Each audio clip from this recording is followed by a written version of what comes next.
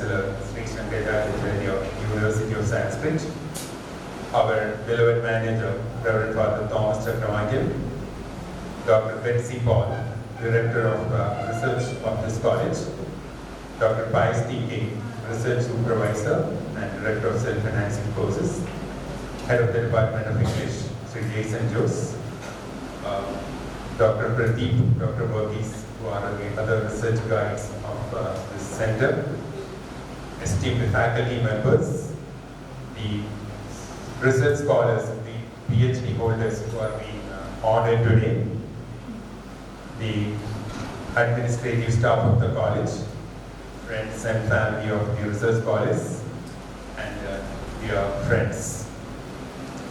I stand before you today with immense joy and pride to welcome you all to the first convocation ceremony of the research department of this college. This occasion marks the culmination of years of hard work, dedication, and relentless pursuit of knowledge by scholars and their supervising teachers. To our esteemed PhD graduates, I would like to say you have embarked on a journey that few dare to undertake. You have demonstrated exceptional excellence and intellectual pursuit throughout your research endeavors. Father Thomas Chakravarti, Manager of the college, Dr. John Rose, Principal of the college, Dr. Betsy Paul, my good friend and colleague, Dr. Pius T.K., the research supervisor of some of the research scholars who have achieved so much, and the head of the department of English, Sri Jason Jose, dear scholars who have achieved and were successful, scholars who are en route to reaching their position, students, parents, family members, and friends. There are certain occasions in life when one stops and looks back, not with regret or with pain, but with happiness. And this is one such moment, not just for these 6 people sitting here in that garb of achievement, but also for the research supervisors who held their hands and led them to this particular moment, but also for the department and the college. This is a moment when you look back with happiness, with pride, with a certain sense of achievement of having done what you were expected to do and more. This is a moment when you realize that the travails that you went through, the pain, the difficulties, the problems, and those particular moments where you thought you don't want to continue with this. Am I true? Yes. All those moments become meaningful to me because all those movements, all those struggles, all those painful memories are transmuted, changed into a happy moment. I congratulate the researchers who have achieved this, who have reached a certain point where they're no longer students, so to speak, but more to take up the responsibility of guiding others, of teaching, and continuing on this research. I congratulate the research supervisors who have been instrumental in this. I congratulate the department and the college for creating a space in which this could be done. Now, as for the convocation address, I just want to say one single thing, and that's to do with the meaning of research. As you would probably realize, research, in a certain etymological sense, is to do with a combination of 2 particles. One is search, the other is read. It's not an initial search, You're searching for something, you find something, but this is not the initial search. It is a search which comes after. It's a search which comes later. It is a search which is based upon the previous knowledge that exists, but seeks, endeavors to question that knowledge, change it to something else. Research involves not just the production of absolutely fresh knowledge, but the creation of a knowledge which will change, alter, transform existing knowledges so that they become more viable, more beneficial, more correct, and more suitable for our own selves.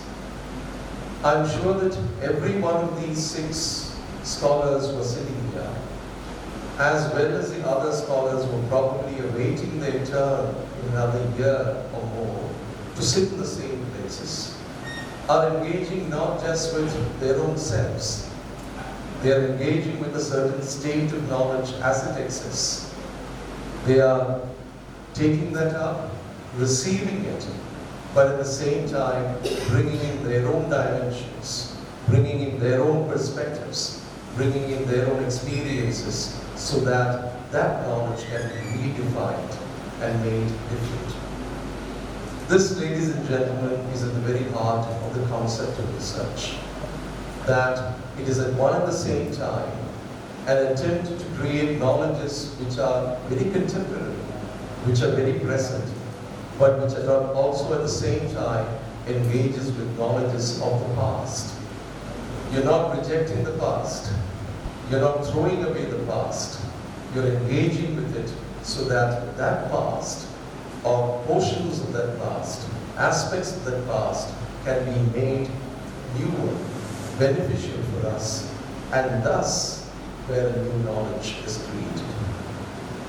One of the real problems with research, especially in the humanities and the social sciences today, especially the humanities and in the languages, is that they have become very esoteric in nature. Probably you have the experience of being asked what you're working on, and you give your title, and your family members, your neighbors, people whom you know would probably ask, what is that? What does it mean? What are you working on? This gap between your knowledge and the kind of work that you're doing and the knowledge of the common man or the common woman, that gap will always be there.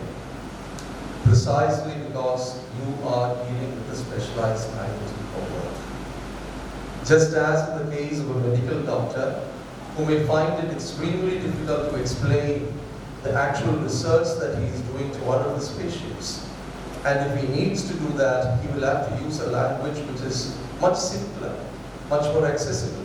The same kind of thing will have to be done by you. But in that question lurks another serious question, another serious issue. When a common person, when one of your parents, one of your family members asks you, what are you doing with your research? Implied within that question is another question. What does it mean to you? And what does it mean to us? Ultimately, every research, despite its academic methodological trappings, despite its expectations of what should be done in terms of the domain knowledge and the domain systems, ultimately has to go back to society. Ultimately has to be relevant to society. Ultimately has to contribute to society. And that is where, I'm very sorry to say, in many instances, research in the humanities, research in the liberal arts seem to lack soul. In many cases, and I'm sure that's not the case here, in many cases, they become merely academic exercises, most often propelled not by any real impulse of research, any real, shall we say, search for knowledge or to redefine knowledge, but more in terms of a natural, automatic continuation of a postgraduate degree, and sometimes in terms of a need for promotions, etc., etc. What I'm trying to say is that is one side of the coin. But the other side of the coin has to be necessarily this pertinent, relevant question that remains throughout your research. What is it going to contribute to society and to you? Ladies and gentlemen, that is where I would say that we need to place ourselves at the very center of our research.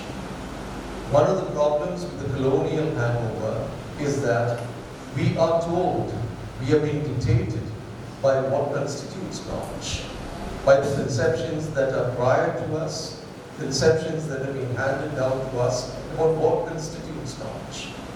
But as part of research, what would be absolutely necessary, and I hope all 6 of you have done that, is to place yourself at the very center of that search, at the very center of that question. And as part of the work that you're doing, this real solemn duty of doing justice first to oneself and one's experience and one's perspectives, and through that to the society of which you are a member. That is absolutely necessary.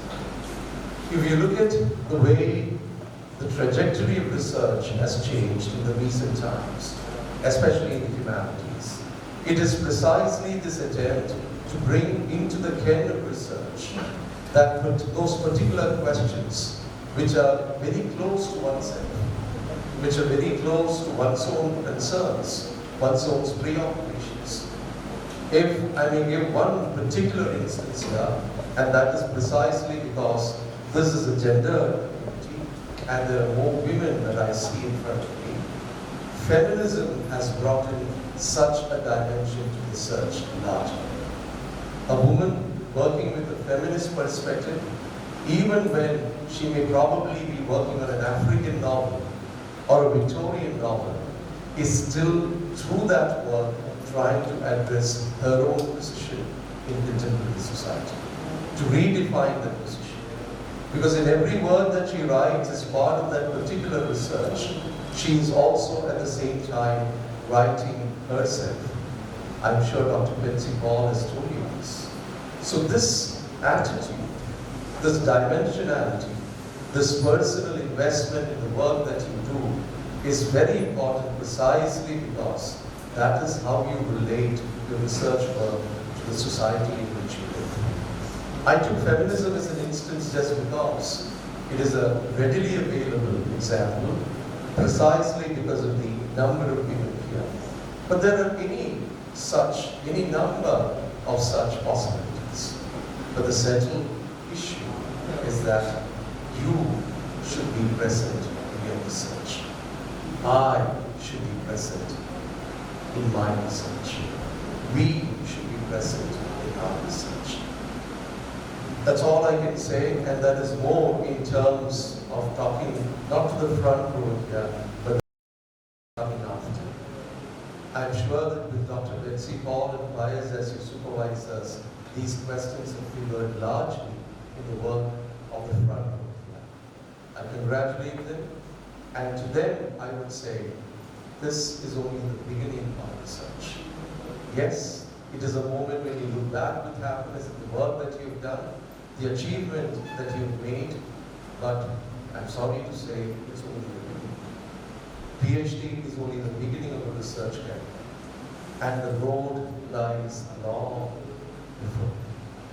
And remember this, the pleasures that you will get from research, the work that you will be doing, based upon what you have learned as part of your research here, and it is not the specific domain knowledge that you have. It is an attitude, it is a perspective, it is an approach that you learn as part of this, which you shall continue. The pleasures, the benefits that you accrue from that are immense. Beautiful. It gives you a kind of satisfaction for what you're doing, for how you're living. I wish you not just an easy life, a post-PhD satisfied life. I wish you a very dissatisfied life, where questions will continue to plague you, where questions will come foremost to your mind, so that you will be compelled, forced, not to move away from research, but to continue with your research. I wish you all well. I wish the department well. I wish this college well. Thank you very much.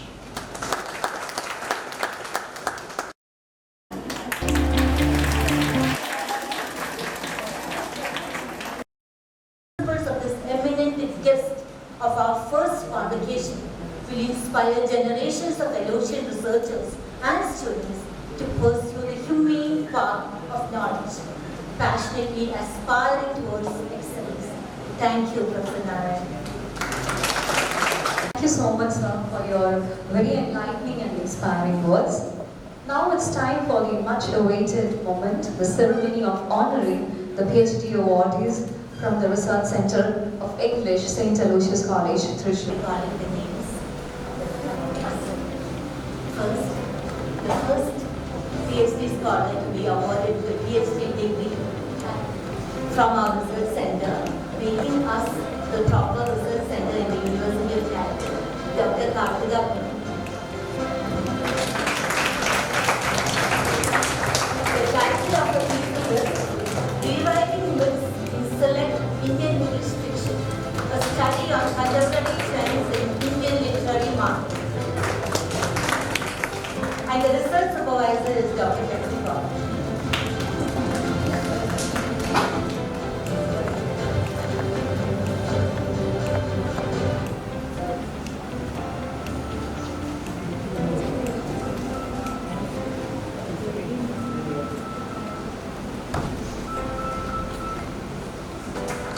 Thank you, Radhika, and congratulations and all the best for your life. And no complacency as our Vice Chancellor. Now, the next scholar is Dr. Deepa Rao.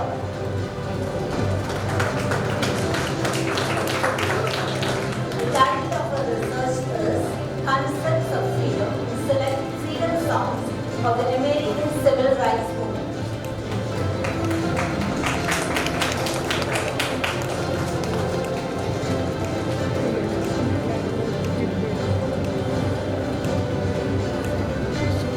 Congratulations and all the best, Dr. Deepa. The next scholar is Dr. Anita Jose. The title of her research is Locating the Human in Post-Humanism, Cognitive Post-Humanism and Select Speculative Fiction.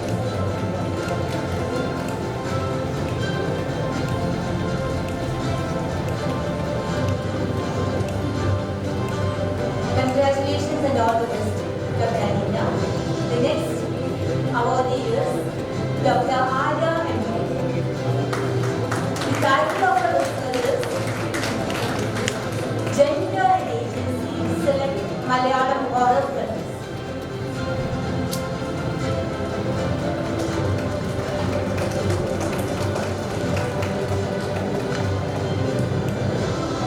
Hearty congratulations and all the best, Dr. Arya.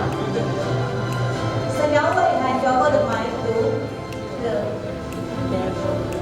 supervisor of the next list of scholars, Dr. Faiz J.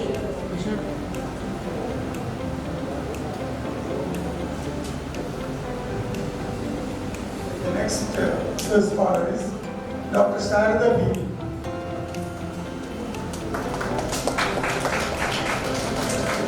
The title of our thesis is Space and Narratives in Amitabh Ghosh Novels.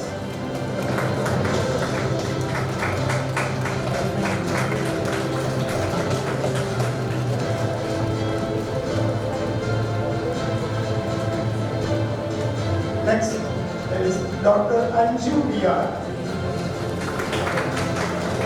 The title of our thesis is Race and Representation, the Selected Place of Sankaracharya.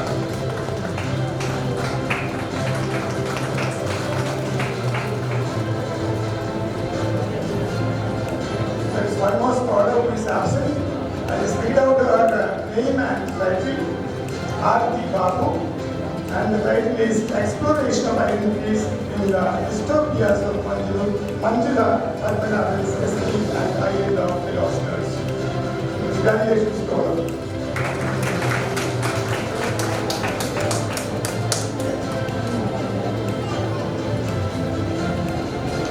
Now, there is a small photo session. The awardees, the PhD awardees can take their photos, have their photos taken by a photographer, official photographer with the eminent chief guest, our beloved manager and our beloved